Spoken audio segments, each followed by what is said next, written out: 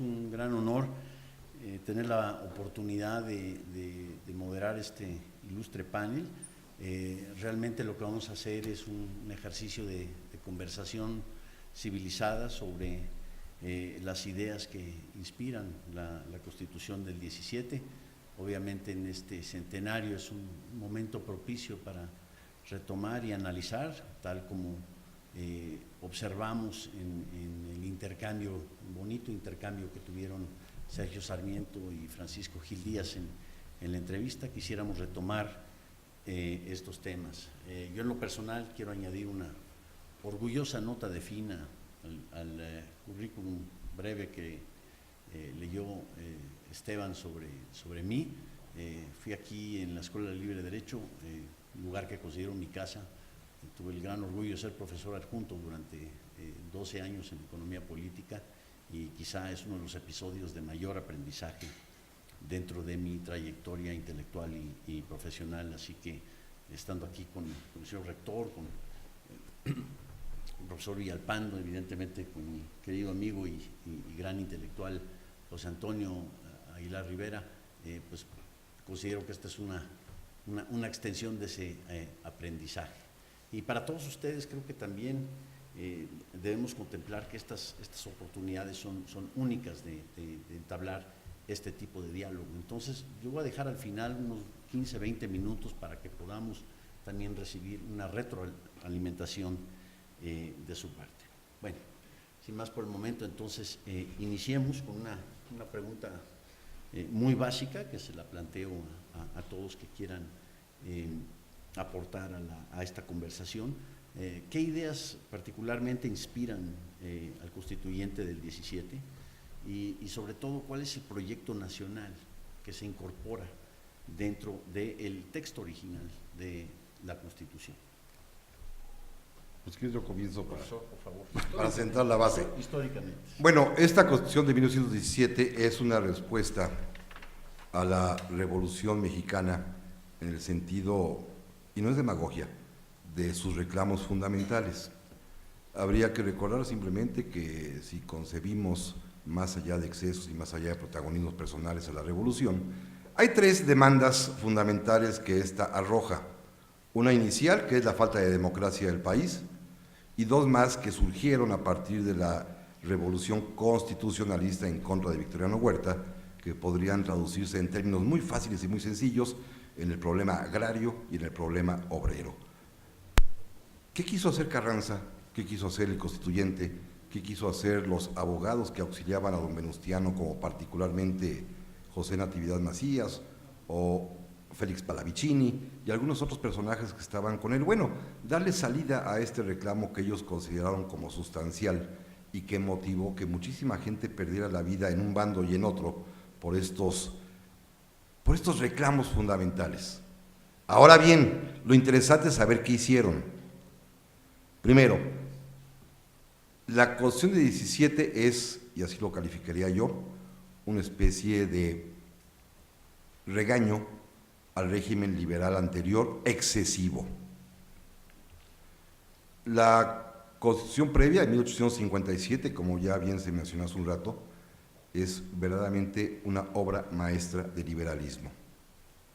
Pero un liberalismo que presupone la buena fe de los actores, tanto políticos como económicos, y como bien decía don Daniel Cosío Villegas, los constituyentes del 57 pensaban que legislaban para los ángeles del cielo y se les olvidó que lo hacían para los mexicanos, que ese es un factor que siempre hay que tener en cuenta.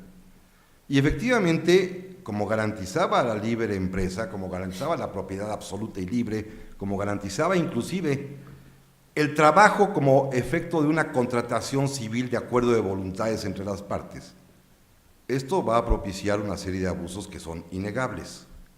Por ejemplo, en materia laboral, aunque lo explicará con más detalle y con mucho más sapiencia mi rector, en materia laboral, el contrato de trabajo era un contrato como típico civil de cualquier otra naturaleza, en el cual el acuerdo de voluntades era el fundamental para darle vida a la relación laboral y en el que normalmente el patrón exponía las condiciones y le dejaba al otro la voluntad de decir si quería o no quería, y como el hambre era mucho, pues había que querer.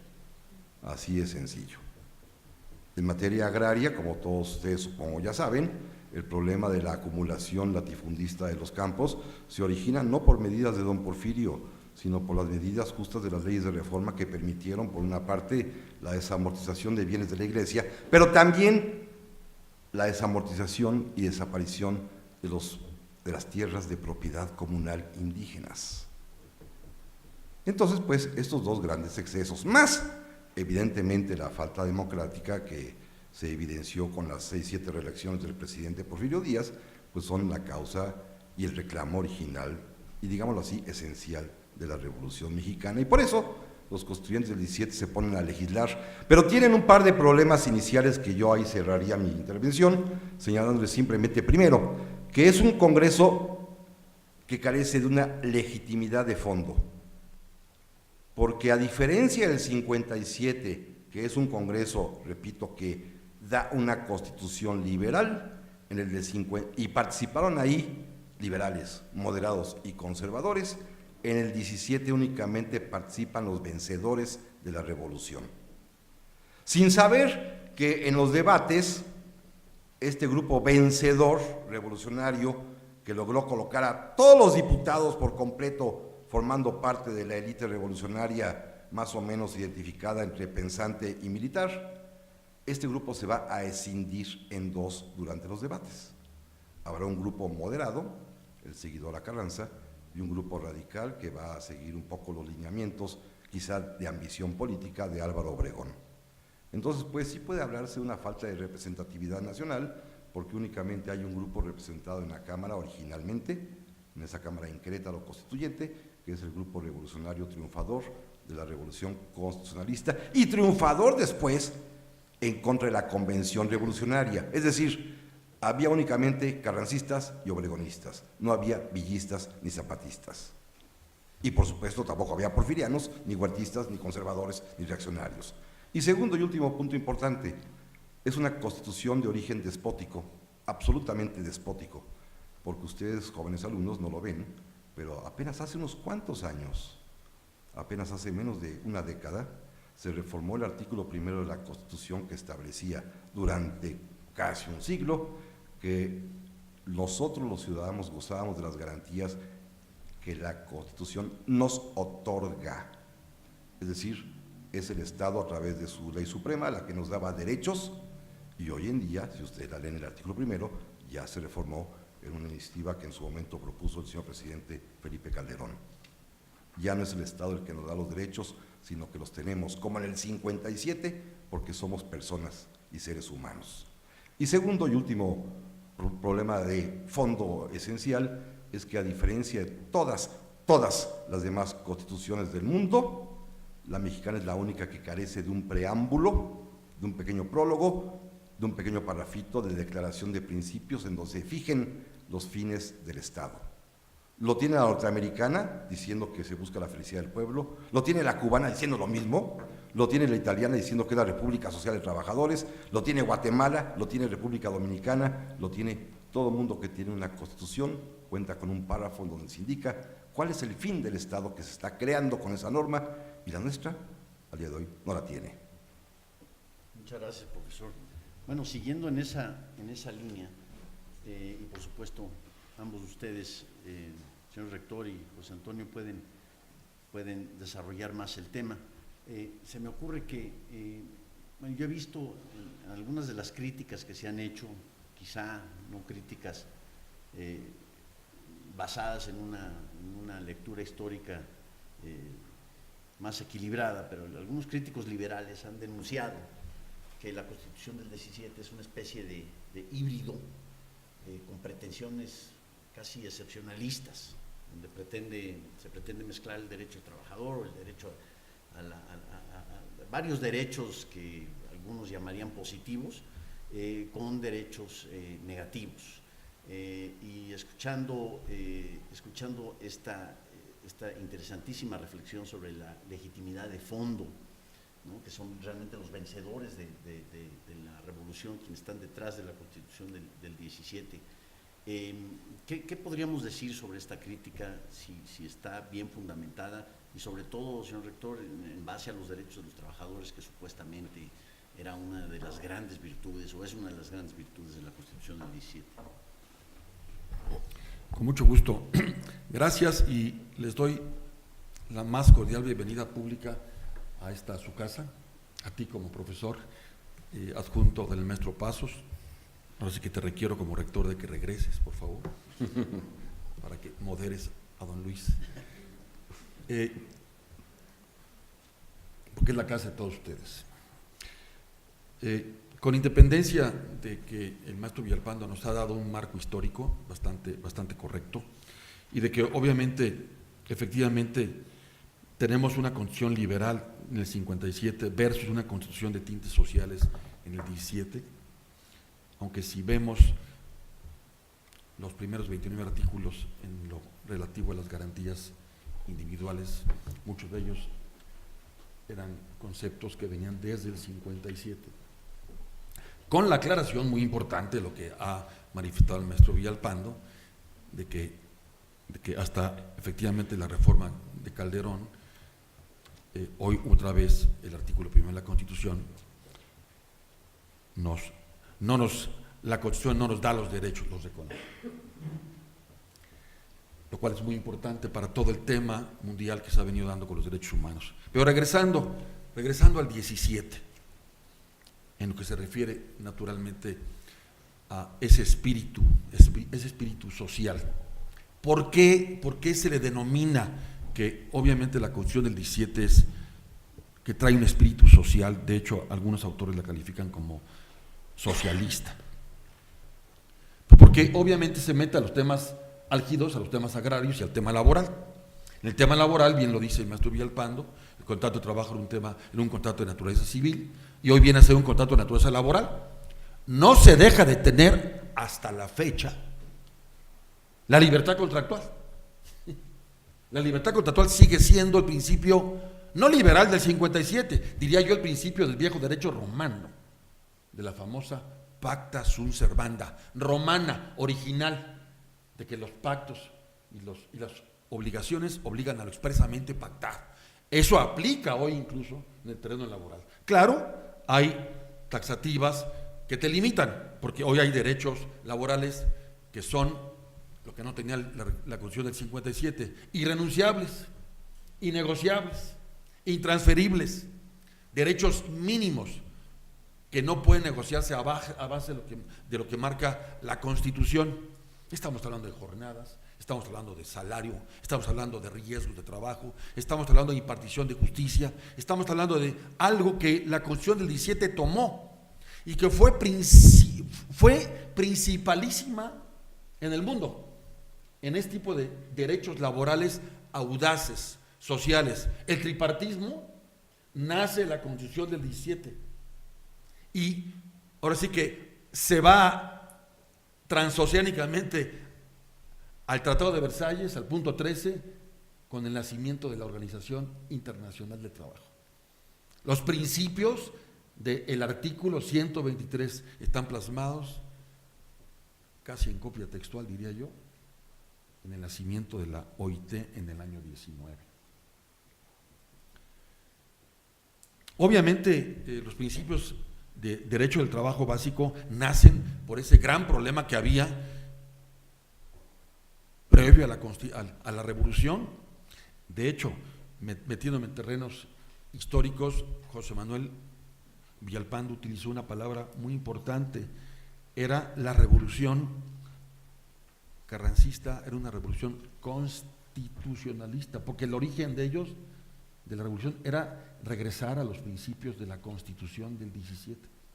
Del 57. Del 57, perdón. Muchas gracias. Regresar a esos principios.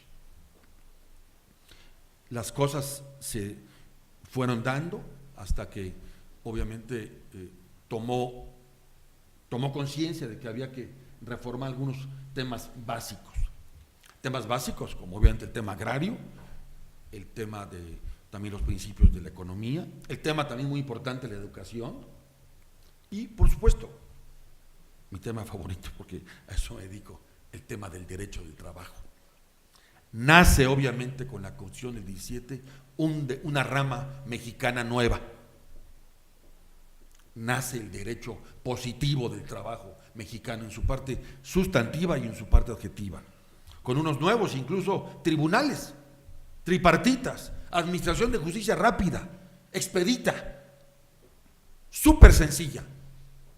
Lamentablemente en aquella época los constitucionalistas dejaron la materia laboral en el 123 como principio general, pero en el 73 como facultades del Congreso se lo dejaron a cada uno de los estados. Y entonces a partir del 17, pocas legislaciones de los estados, pocas, Estado de México, Jalisco, Veracruz, Puebla, Yucatán, pudieron hacer leyes del trabajo. Y como entonces no funcionó, lamentablemente no estaba prosperando esa administración de justicia laboral y esos respetos a los derechos de los trabajadores, no obstante que empezó a haber una incipiente industrialización. Las compañías petroleras, todas ellas extranjeras, hicieron uso de sus derechos corporativos para venir a México a la explotación del petróleo. Fue una época también de oro de las empresas extranjeras, básicamente norteamericanas, inglesas y holandesas. Pero al amparo del 123, los trabajadores fundaron desde aquella época un sindicato, varios sindicatos que a la postre se convirtieron en el hoy Sindicato Nacional de Trabajadores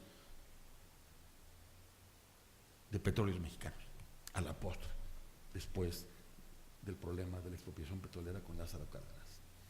Todo eso nos trae, obviamente, un espíritu en materia laboral individual, de unos derechos que no se podían respetar porque no había fuero. Incluso la Suprema Corte de Justicia, hay una sentencia famosa del año 24 que le da, hasta el año 24, del 17 al 24, le da fuero e imperio a las juntas de conciliación y arbitraje. Lo cual significa que del 17 al 24, las resoluciones que no se querían cumplir, lamentablemente no se cumplían. Hasta que el 24 la Corte dijo, las juntas de conciliación tienen imperio legal como cualquier otro tribunal. Eso provocó, obviamente, curiosamente, como un hijo de esta escuela, don Emilio Portes Gil, presidente de la República, una iniciativa para modificar el 73 de la Constitución y volver la materia laboral federal. Y nace ahí nuestra Ley Federal del Trabajo de 18 de agosto de 1931, hasta en ese momento. En fin, regresando, en el 17 están los principios básicos, en el 123 las normas irrenunciables. Ha sido de los pocos artículos no muchas veces reformado. De hecho, ha habido ampliaciones, modificaciones al texto original. La única y muy trascendente supresión del texto original es la reciente que acaba de suceder. Por cierto, a raíz de la iniciativa del presidente Peña Nieto para modificar y hacer más expedita la justicia laboral, para dejar de existir, curiosamente, las juntas de conciliación y arbitraje como un espíritu y con un análisis y con un estilo tripartita, para convertirlos en tribunales laborales y que dejaran de estar como hoy, todavía hoy, en el poder ejecutivo, para transitar, una vez que la reforma acabe de darse, al poder judicial. Obviamente con un ingrediente muy importante que nace de 123, no se nos debe de olvidar: la conciliación, la mediación, la solución de conflictos como el arma más importante, clave diría yo, sensiblemente clave para la solución de los conflictos en este país. La conciliación laboral, que con ello seguiremos, si quieres, en el siguiente segmento, hablando de contenido, porque es más que interesante. Gracias, señor rector, muchas gracias. Doctor Aguilar Rivera, yo quisiera tratar el tema en el contexto de la trayectoria o de la historia moderna del liberalismo mexicano. Una historia llena de toda serie de interpretaciones, creo que fascinante también en el análisis y en la interpretación. ¿Podemos decir que hubo una inspiración liberal en la Constitución del 17? ¿Y cuál fue la reacción entre los liberales? Gracias, Roberto, y gracias a los organizadores de este coloquio por permitirme estar hoy aquí. A ver, respondería a tu pregunta contando dos historias. La primera historia es la historia oficial, es el relato, la narrativa que durante muchísimos años nos enseñaron, en parte promovida o creada por figuras del antiguo régimen autoritario mexicano como don Jesús Reyes Heroles, el gran ideólogo del PRI, en donde el liberalismo en México estaba unido a la Revolución Mexicana y al régimen de la Revolución Mexicana. Había nacido en el siglo XIX, no con todos los liberales, pero sí con algunos, había florecido ahí, había sido retado con la intervención francesa en la Guerra de los 3 años, después había sido retomado por Juárez y los liberales de la República Restaurada, después había sido interrumpido durante décadas por el régimen de Porfirio Díaz y después había sido retomado por los revolucionarios en el siglo XX y había vuelto a cuajar. En ese relato, en donde el liberalismo está unido a la historia del PRI, de la Revolución Mexicana, pues el documento legal o el documento que cuaja todas estas expectativas, toda esta historia patria ideológica es la Constitución del 17. Esa es una historia. Ahora, ¿cuál es la otra historia? La historia no oficial. En la historia oficial del liberalismo mexicano no hay nada del cuento de Reyes Heroles. Lo que hay un momento liberal en México después de la independencia del país, que se prolonga hasta mediados del siglo XIX, cuando son derrotados los conservadores y cuando ganan los liberales frente a la intervención francesa y frente a sus enemigos internos, los conservadores. Ese liberalismo empieza a cambiar o a mutar y deja de ser el liberalismo doctrinal de la Constitución del 57 para convertirse en una cosa distinta, una teoría sociológica ajena, que es el positivismo. El positivismo que ve con bastante animadversión al liberalismo doctrinario de mediados del siglo XIX, porque lo ve como ingenuo, como idealista, como fuera de contacto con la ciencia de la sociología y la manera en que realmente ocurrían las cosas. Yo creo que este es el tipo de pensamiento político que florece en gran medida en el último tercio del siglo XIX. Y luego llega la Revolución. Y la Revolución, me parece, tiene un breve momento, brillante pero muy breve, sí, de recuperación del liberalismo, que es la campaña y el régimen de Francisco I. Madero, pero que se apaga rápidamente. Y después viene este momento, después con la dictadura de Huerta y después con la pugna entre las facciones revolucionarias, entre las distintas facciones revolucionarias, viene un momento, me parece, de inestabilidad ideológica. Y ese momento de inestabilidad ideológica lo podemos ver en el proceder de Venustiano Carranza, del primer jefe. Carranza, un político del porfirismo, del antiguo régimen porfirista, se levanta frente a la usurpación de Victoriano Huerta con una bandera del siglo XIX, y es decir, se ha roto el imperio de la Constitución, obviamente la del 57, y hay que restaurar la vigencia de la Constitución, y por eso su ejército se llama constitucionalista y todo su movimiento se llama constitucionalista. En el trayecto de la guerra civil, primero de derrotar a Huerta, que ocurre relativamente pronto, y después en el más complejo conflicto con las otras facciones revolucionarias. Lo que ocurre es que Venustiano Carranza se da cuenta que lo que quiere hacer no es restaurar la Constitución.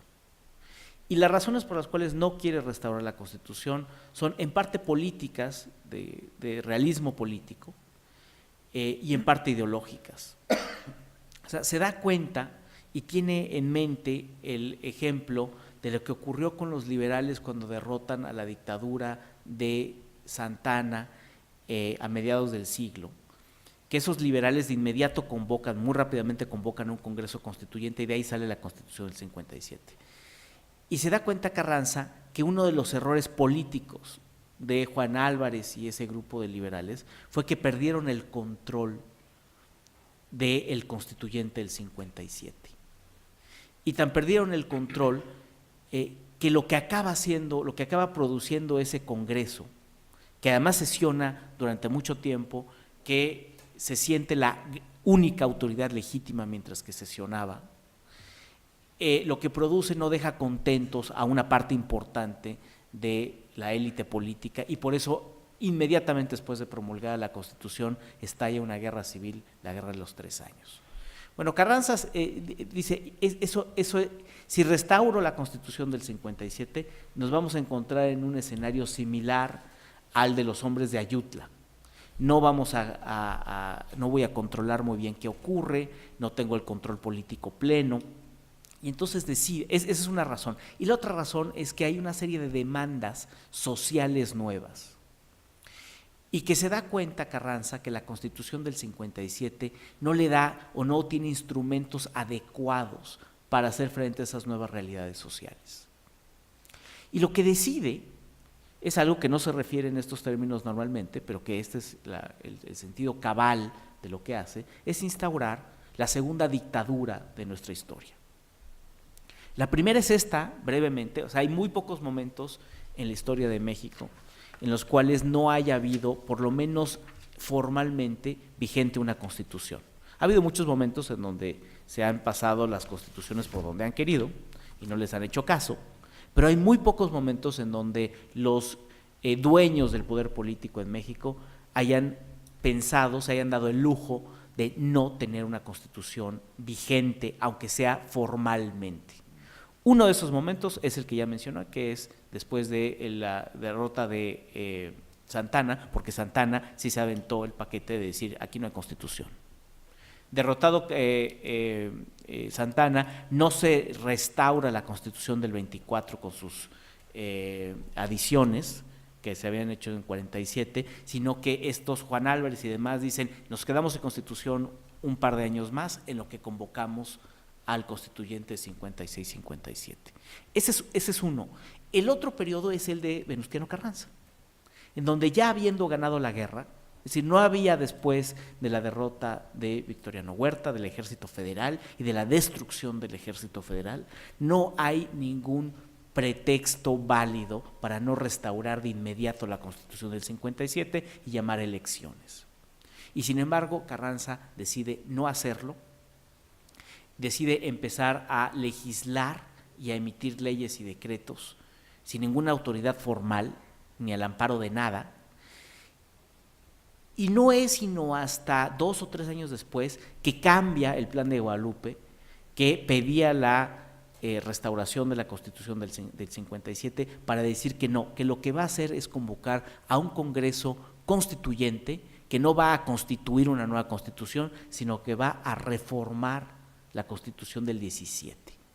Todo el mundo entendía que no se iba a reformar nada, que lo que iba a hacer ese Congreso era hacer una nueva Constitución que, sin embargo, y esto es lo interesante, no se arriesga a llamarse por su propio nombre. Al día de hoy se abre nuestra Constitución, lo que dice, no tiene preámbulo, pero lo que sí dice, tiene un título, y dice, esta es la Constitución de Querétaro, es promulgada el 5 de febrero de 1917, que reforma la Constitución de 1857. O sea, esa simulación permanece al día de hoy. Instalado ese Congreso, me parece que confluyen varias cosas que habían estado ahí. Por un lado, la herencia o el legado del positivismo que mencioné. O sea, la idea, había una crítica positivista muy importante en la Constitución del 57, probablemente la más importante es la de Emilio Rabasa, a principios del siglo XX, que hace una crítica del mecanismo institucional de la Constitución del 57, que crea un equilibrio de poderes deficiente, que hace débil al poder ejecutivo, y tiene una serie, en la Constitución y la dictadura, tiene una serie de críticas. Bueno, una parte de ese positivismo es incorporado, no solo en la versión de Rabasa, que es muy compleja, digamos, la intervención de Rabasa, sino también en la de Andrés Molina Enríquez y la cuestión agraria. Y ahí creo que se pone la mesa para una serie de influencias antiliberales, contemporáneas e históricas. Muchas gracias. Bueno, podemos seguir en esta fascinante línea, pero quisiera yo regresar con el profesor Villalpando y particularmente esta interesantísima afirmación de que la Constitución del 17 carece de legitimidad de fondo.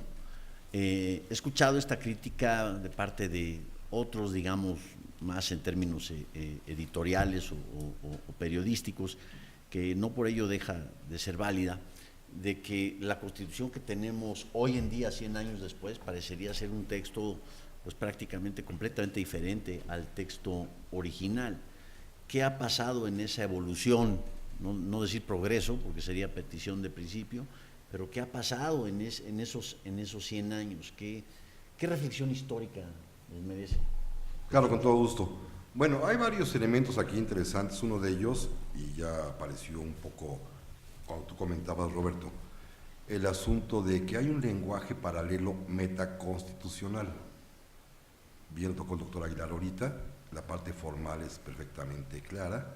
La Constitución fue emitida por un Congreso Constituyente, fue promulgada y tiene una vigencia, por supuesto, ininterrumpida de 100 años, y naturalmente cuando uno escucha los discursos oficiales pues parece perfecto y que ha sido reformada conforme una evolución natural, naturalmente atendiendo los reclamos de cada tiempo en específico.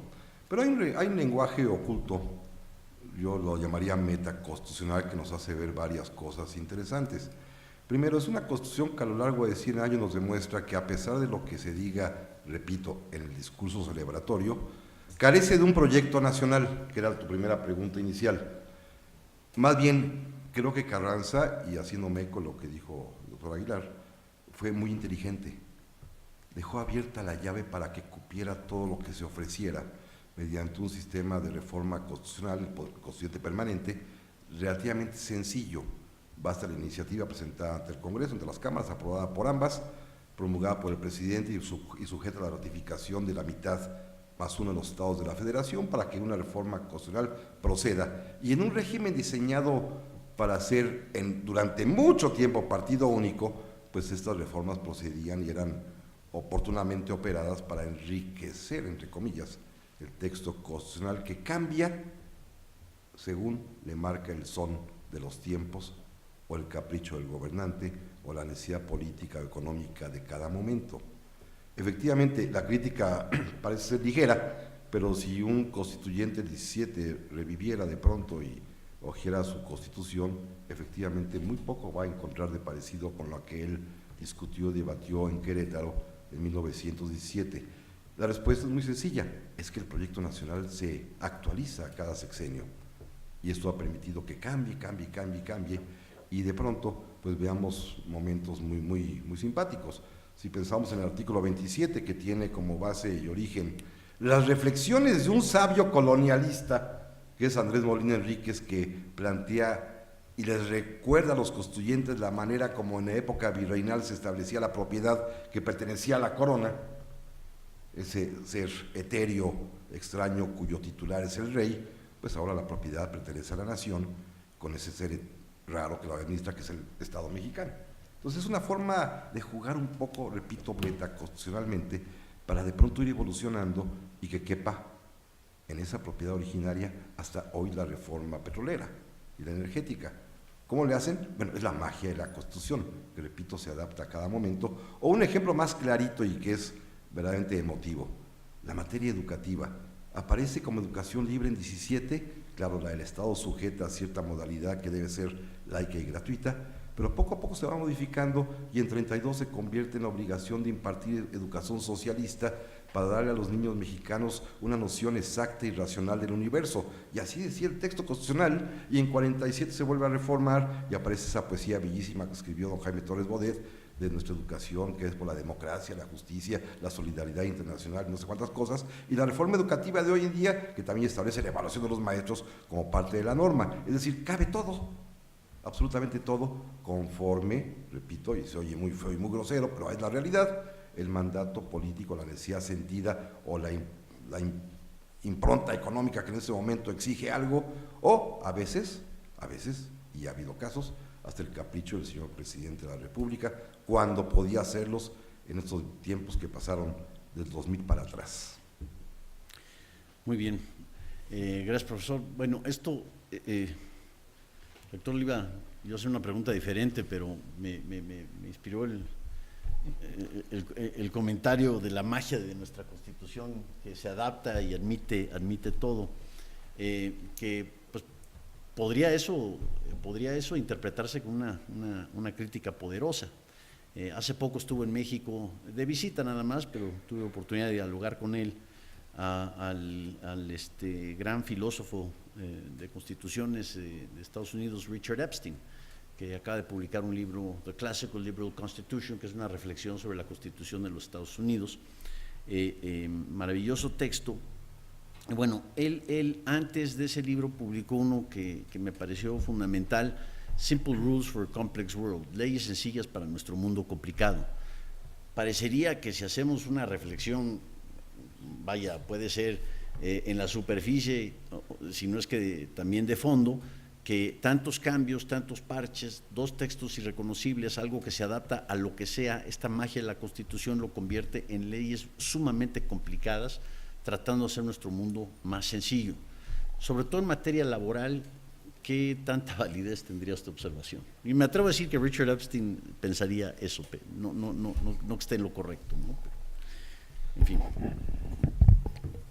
Yo que el señor Epstein, viendo la Constitución y lo que sucede en la práctica hoy a 100 años, diría, efectivamente, se adapta a todo y ha sido enormemente flexible. Ha sido enormemente flexible, porque lamentablemente incluso hemos tenido cambio de principios.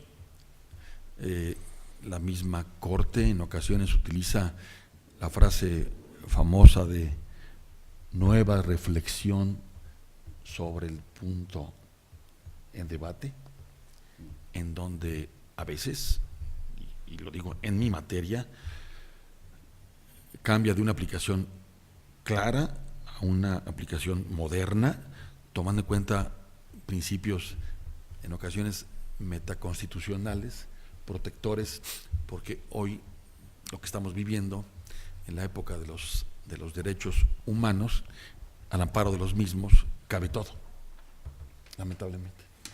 Entonces, en el tema nuestro laboral, del texto original versus hoy, con lo que sucede y las reflexiones, es naturalmente totalmente flexible, totalmente adaptable y un texto muy positivista, pero muy flexible.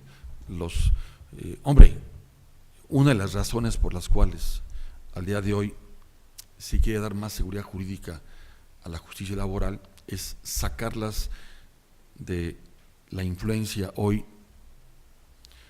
que en un principio tuvo su razón de ser, para sacarla. En un principio, en el 17, la justicia laboral, antes del 17, estaba en manos de un poder judicial que aplicaba el derecho civil con reglas civiles cerradas. Nace un derecho procesal laboral con reglas más flexibles, entonces había que diseñar, como lo hicieron, una impartición de justicia tripartita mucho más pronta, mucho más sofisticada, con mejores resultados en protección a la clase trabajadora, con un sindicalismo incipiente, eso lo llevamos a hoy, y es lo que está subyacente en la iniciativa de motivos del presidente Peña Nieto de abril de este año, de abril del año pasado, perdón, sobre la reforma a la administración de la impartición de justicia en México, en donde otra vez se busca una figura rápida y flexible, porque lo decía económicamente don Francisco Gil antes, los temas económicos son duros y fríos, los pasivos laborales no pueden ser recalculados sexenalmente, existen y vienen transeccionales. El pasivo laboral más fuerte es el pasivo laboral de las empresas públicas, que no se puede quitar de la noche a la mañana. Esto no pudo haber sido objeto de negociación hoy contra la reforma energética. Los pasivos laborales siguen siendo responsabilidad de Pemex. Entonces, no se puede hacer tanta magia cuando combinas números, economía y derecho, y más derecho de trabajo en relación con principios irrenunciables, que una economía liberal tiene que ser absolutamente flexibles, pero tenemos que ser muy inteligentes en el proceso de conciliación y de mediación para respetar, por un lado, la irrenunciabilidad de los mismos y, por otro, darle salida cabal a los principios de negociación.